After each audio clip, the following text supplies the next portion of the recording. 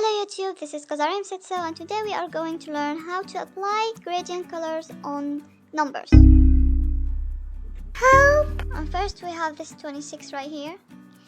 And if we go ahead and try to apply gradient on this, we will notice it's not applied. And to make it applicable, all we have to do is go to Object while selecting this and click on Expand. Then click OK. This will convert the numbers into vectors and they are no longer texts. They are objects now.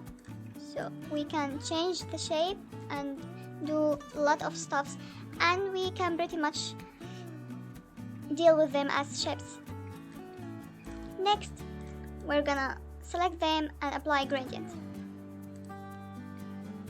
Now if we look close, we are gonna notice that the gradient color was applied on each object individually. And if we want to apply the gradient color on both of them equally, so the light color will start right here and then fades away until it's dark to here. In order to do so, select both shapes, then right click and pick Make Compound Path.